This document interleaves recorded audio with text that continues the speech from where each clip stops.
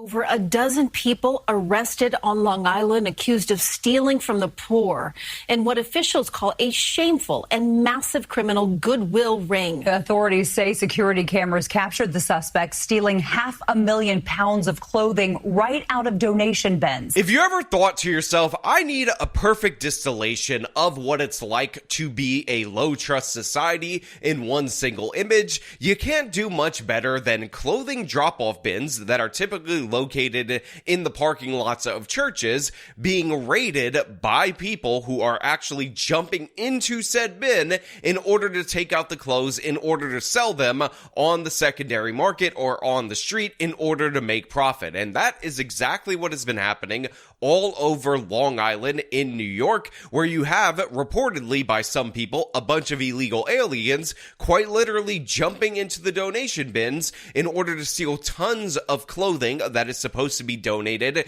and possibly sold at like the Salvation Army or something like that, or given away for free, selling them on the streets and making reportedly $750,000 during the process of this scam. And this is what we're going to talk about today. The crumbling social infrastructure in our nation that, of course, is supposedly our greatest strength. But before we get into that, I want to thank everybody who supports this channel via actualjusticewarrior.com/join. The good deed of donating clothing is meant to help someone in need. So just real quick, for those of you who are unaware, typically when you donate clothes to these particular clothing drop-offs, for whatever reason, they ask you to not put them in trash bags for the donations, but we have our local news person doing that anyway, even though this is something that they specifically ask for you not to do. That being said, what else am I supposed to put the clothes in? Am I just supposed to throw them directly in the thing? Like, I understand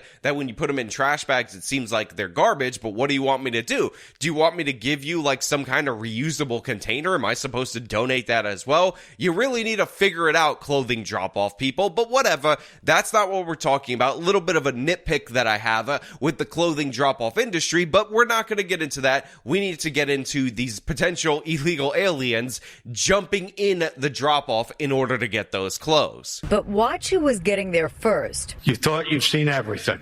Could you believe people would steal from a clothing bin and that they figure out a way to make money? Suffolk County officials say a disgraceful scene was played out hundreds of times over the last year. Thieves shoving their entire body into donation bins, then emptying them of clothing intended for people in need. So look, obviously this is a horrible crime. Obviously the idea that these are just innocent Baba Angel Aladdins who didn't do nothing wrong is absolutely absurd and ridiculous, especially when they're stealing clothes that oftentimes are making their way to the homeless, to people who are actually struggling. But of course, it is in fact notable that these people look very much Latino, and in addition to that, it's also incredibly notable that the guy puts his whole ass body in this clothing drop-off. I would be absolutely scared to do this. I would be absolutely horrified to do this, but for whatever reason, this guy is comfortable doing so. He's actually pretty athletic. He actually has a bit of a skill set.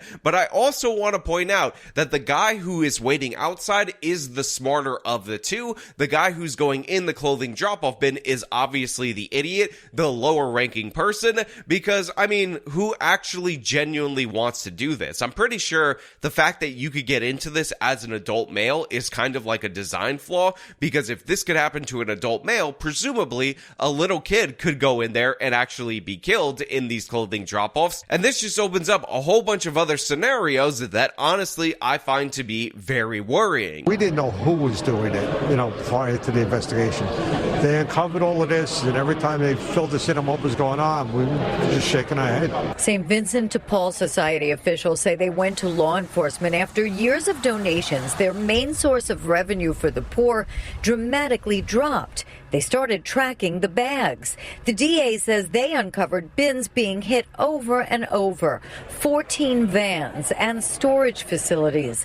Then hundreds of thousands of pounds of stolen clothing was sold to exporters. The runners had specific routes and worked long hours, both overnight while everyone else was sleeping, and even sometimes brazenly during the day, including sometimes while church was in session. Again, what you're watching right here is a former high trust society being instantly converted to a low trust society after mass migration, mass illegal immigrants end up swarming this area. So for those of you who are unaware, this is in Suffolk County. Suffolk County is further away from New York City on Long Island than is Nassau County. So these people have been living the suburban life. These people have been absolutely cool. And for decades and decades, they've had these clothing drop-offs without really an incident. I'm sure there was a kid doing vandalism or something of the sort somewhere in the decades that these were running without problems. But all of a sudden, the clothes are just drying up in terms of the donations. And these people have no real explanation for why it's happening. And people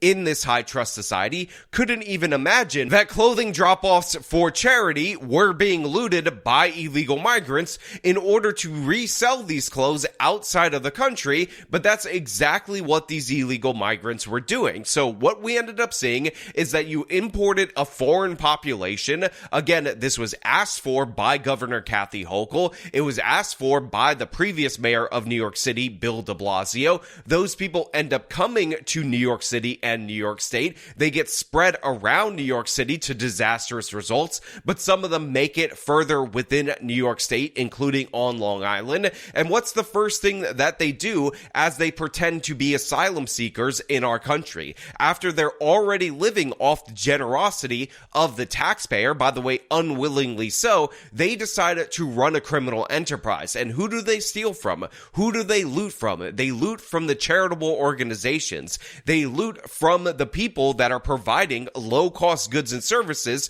to our own poor people, to poor citizens. And by the way, these are actually church drives, so it's not like they're checking citizenship when they're giving people things or they're selling them stuff at a discount, and they end up selling it overseas to the third world that they come from, because guess what? They don't give a damn about America. They don't give a damn about their poor. They only see us as a place where they can extract resources either by force through taxation or by force through theft. And this operation is absolutely huge. Again, they had something like 16 vans. They're going around looting all these different clothing drop-off boxes all over Suffolk County. People are thinking in these churches that their little stores that depend on these donation clothes in order to make ends meet are going to have to go out of business, and maybe it's just a thing where people don't give away their clothes anymore. But in reality, it was these migrants driving a wedge between the community, hurting the poor in order to make themselves money through ill-gotten means. 16 people are charged, including juveniles, with selling more than 500,000 pounds of clothing